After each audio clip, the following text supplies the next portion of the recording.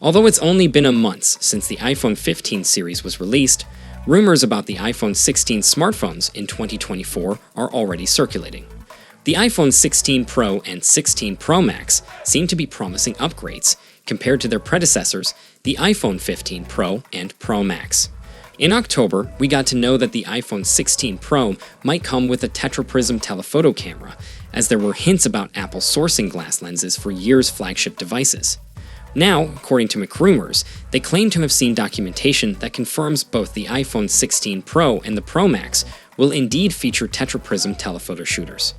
For those with this technology, a tetraprism lens on the iPhone 15 Pro Max reflects light 4 times to achieve a focal length of around 120 millimeters. This enables the telephoto shooter to provide a zoom of up to 5 times.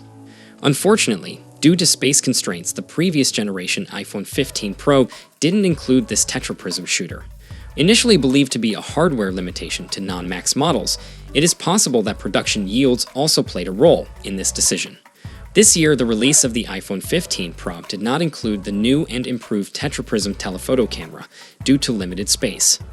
The tetraprism camera components require room compared to the current telephoto camera in the iPhone 15 Pro, making it impossible to fit them into the smaller 6.1 device. However, there are rumors suggesting that Apple will increase the size of the iPhone 16 Pro and equip it with a 6.3-inch display, which would provide space for the tetraprism camera setup. Additionally, McRumors states that the iPhone 16 Pro's camera design appears similar to that of the 15 Pro Max, indicating room for the telephoto lens.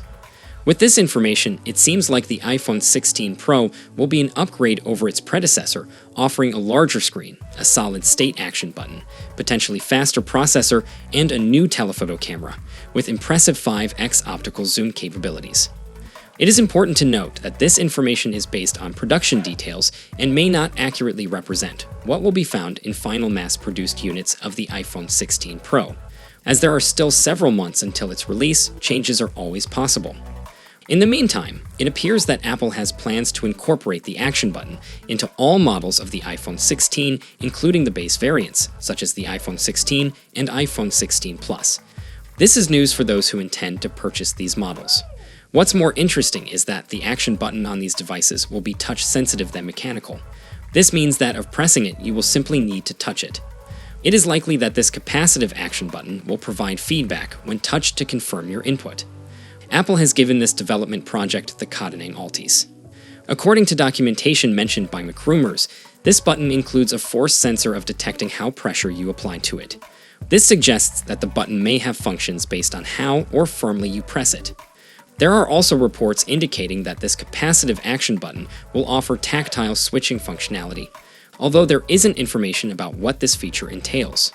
According to sources, Apple is not modifying the functionality of the button.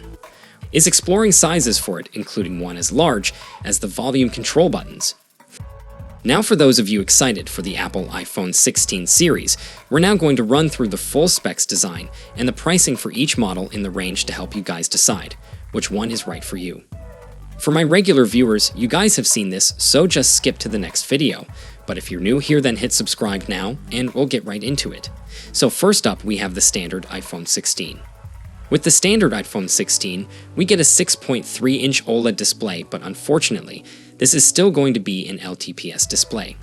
The iPhone 16 is going to have a taller aspect ratio than last year, and it's going to be protected by Ceramic Shield too. We get the new Dynamic Island, which covers up the 12 megapixels selfie camera and Face ID sensors. Then on the rear, we've got a 12 megapixels primary camera and a 12 megapixels ultra-wide. It's powered by the A18 chipset, and it's likely coming with 6 gigs of RAM and up to 512 gigs of storage.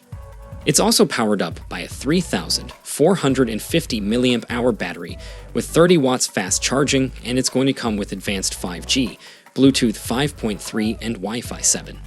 Now it will of course ship with iOS 18, and it's expected to launch from around $850 in September 2024. Now next up, we've got the iPhone 16 Plus.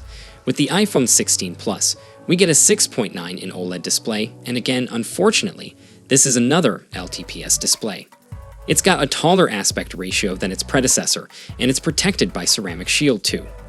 We get the new dynamic island, which covers up the 12 megapixels selfie cameras and Face ID sensors.